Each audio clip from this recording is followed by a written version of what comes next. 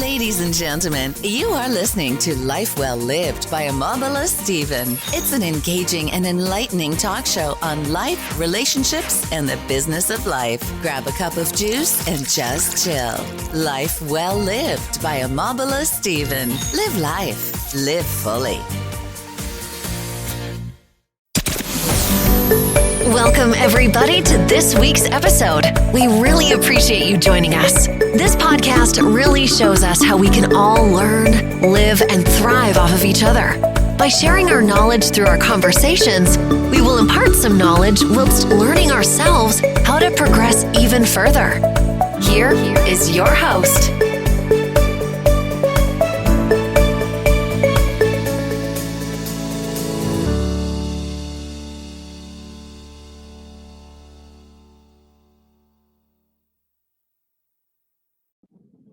This is your host, Omobola Stephen, on Life Well Lived by Omobola Stephen. Now, the show focuses on self-improvement and personal development topics, occasioning experts and professionals who are adept in the topics of personal development and self-improvement.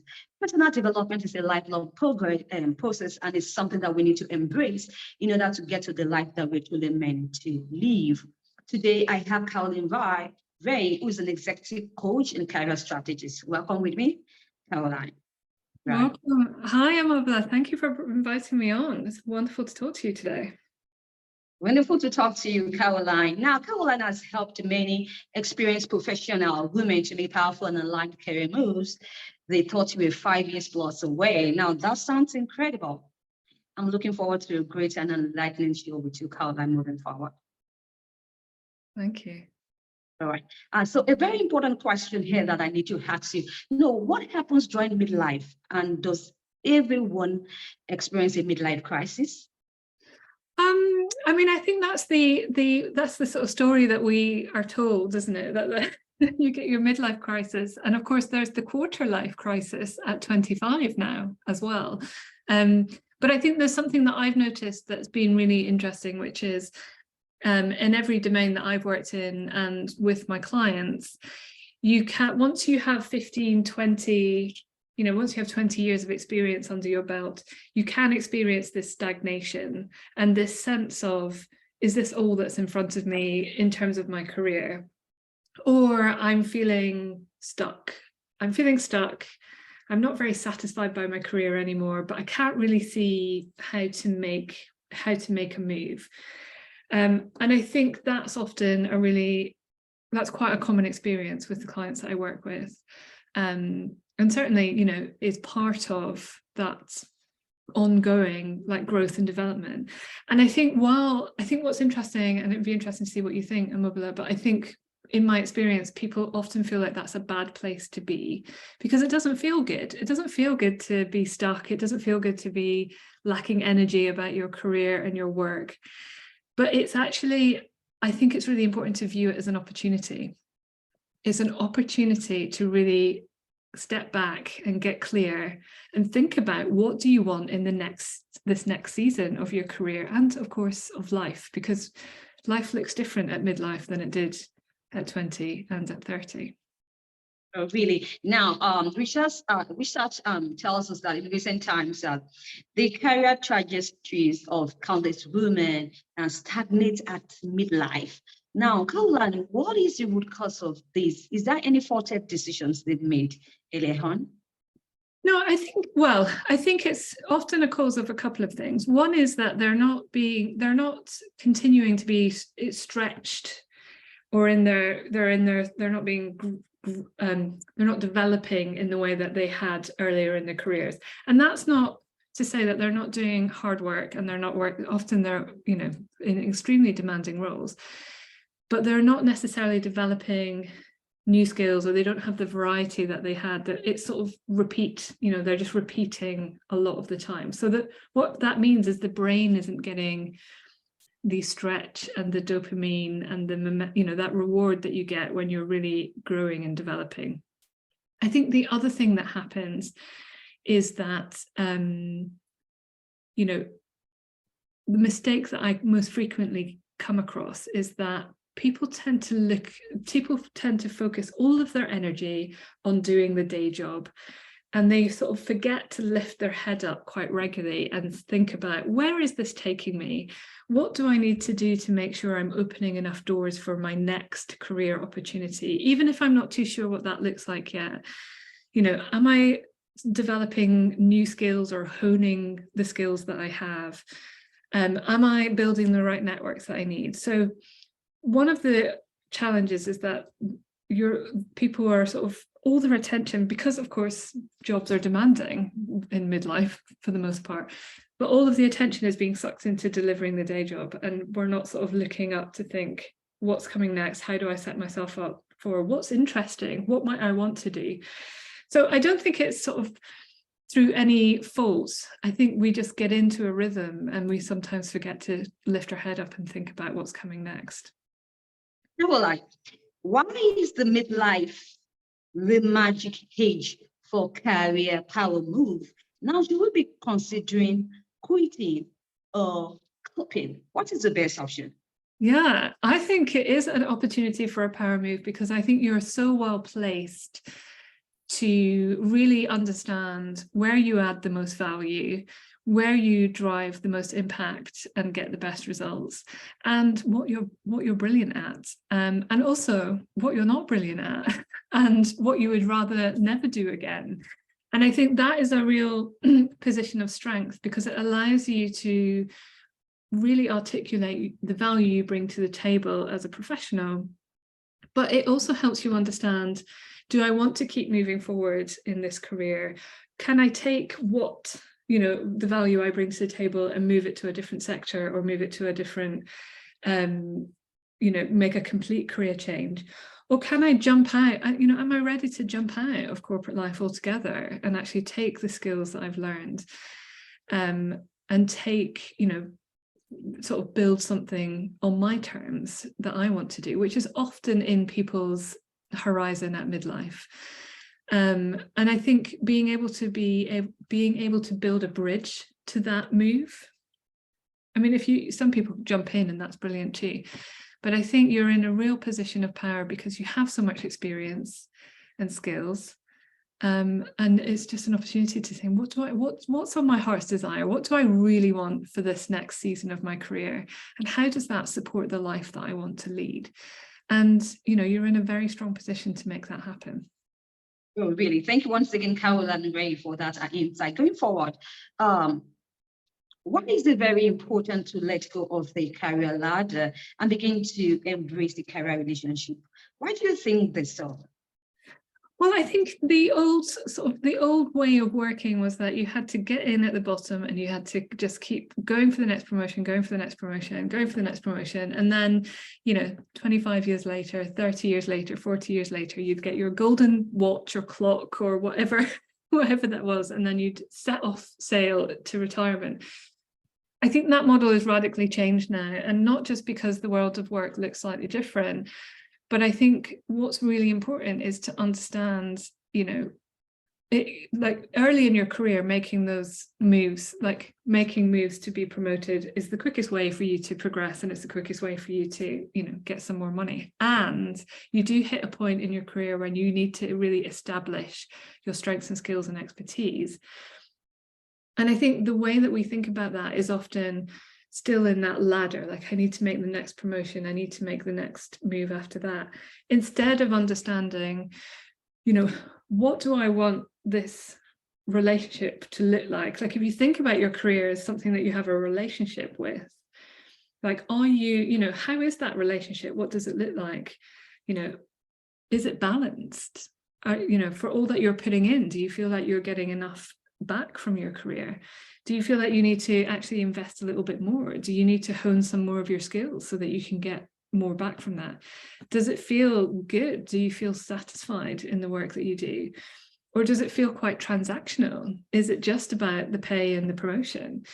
And if for you, pay and promotion is, you know, if you're just on the money train, then great, as long as you're clear about that's what you're doing. I'm not knocking that. I have clients who are, you know, they want to retire young from the corporate world so they can go off and do other things. But really understanding long term, you know, what is this relationship like? How am I investing in it? How am I, is it reciprocal? Is a really helpful way to think about your career, because, we work for a very long period of time. And so viewing it as this thing that's somewhat separate from you and doesn't have too much of an impact on you, I think is unhelpful.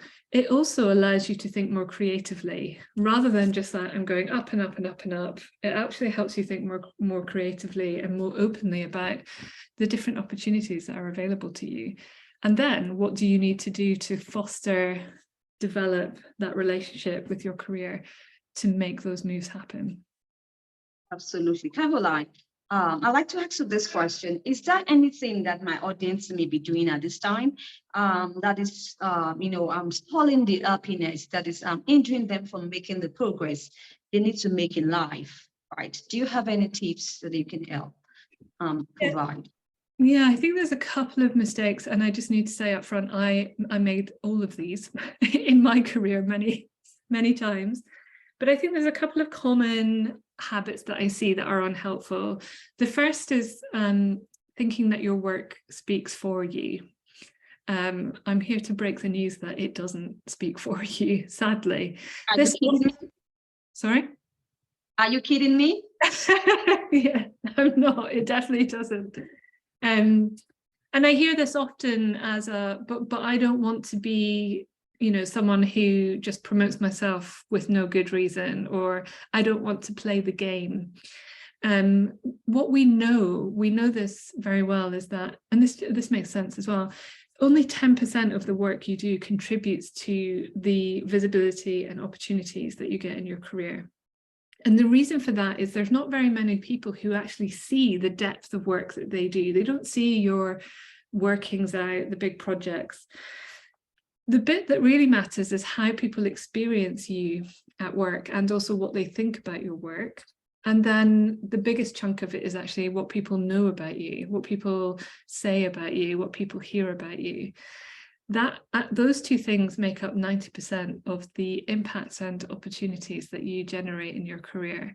So thinking your work, I'm not saying it's not important to do good work, of course it is, and we want to always be proud of our work, but it doesn't speak for you. And this is a real challenge I see, particularly for people who want to make a shift into a different career or to get that promotion. So that's one sort of habit that I see that is very unhelpful. And I was always like, oh, I'm just going to let my work speak for me. And then I realized it didn't, and it was very upsetting when I discovered that. And then the other one is sort of waiting to be noticed. So waiting for your company to invest in you, waiting for your company to give you opportunities, not asking for those opportunities, not asking for that investment to be made in training, waiting to be recognized, rather than sort of owning your value and highlighting it. So those are a couple of very common mistakes that I see that can be really limiting when it comes to your career. All right. Financial advice, right, is a tool that most midlife women want, but they do not know that it exists. Caroline, this got me thinking, what's the take on this? On financial advice, yeah, I think my take on it is that we don't get any good financial education. I mean, certainly in the UK, there isn't any financial education, in primary school, in high school. And I think for women in particular, it's sort of, you have to go seek it out for yourself, but it's definitely not something, in my experience anyway, no one taught me how to do investing. No one actually told me that was a good idea. And so I've had to learn that late in life. And I think, even negotiating a pay rise, like no one taught me how to negotiate a pay rise. Like I had to figure that out by myself. We're just not taught these things, and it's very disempowering. So I think there's lots of information out there. There's lots of women helping other women around, financial information and education. And I think that's really important, but I definitely go seek it out. I wish I'd done that, much earlier. Oh, right. That's good to know. Thank you once again, Carol and Rai, for your incredible insight. Talking about, midlife career, right? Making powerful career shift at midlife. What an intriguing and exciting topic we have today. Caroline, do you have any projects, very important news you'd like to share with my audience? Well, I do have a program coming up that is going to be launching in May that supports midlife women to make those power moves and to work with more ease and less stress. So if you wanted to find out a bit more of that, a great place to start is I have a career audit, which just helps you identify, in the spirit of thinking about your strategy more than your day job.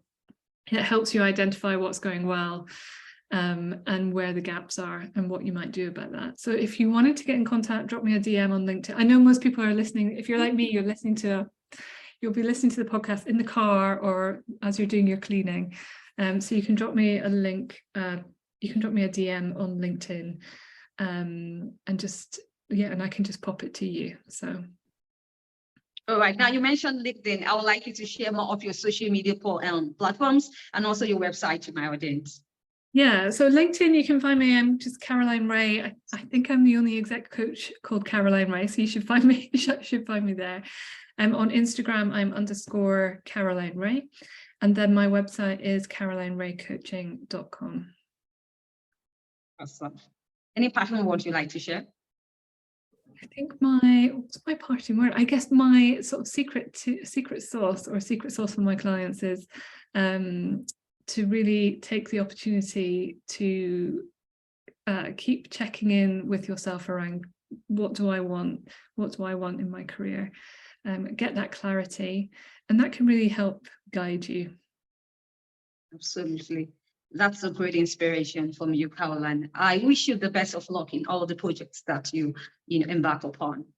Thank you, Omobola. Thank you for having me on as well. It's delightful to talk to you today. All right. Thank you once again. Now, if you'd like to catch up with any missed episodes of Life Well Lived by Omobola Stephen, you can do so on any major podcast distribution platforms or cross-promotion platforms to bump into online, and do have an amazing time listening to the show. Perhaps you'd like to be a guest on the show, sharing disruptive mindset conversations on any topics on the personal development and self-improvement. You can mail me at omobolasteven.outlook.com. I'll be looking forward to your mail, and we can have a great show together. I know that would be the change that the world is waiting for. Till I come your way, I need you to the action.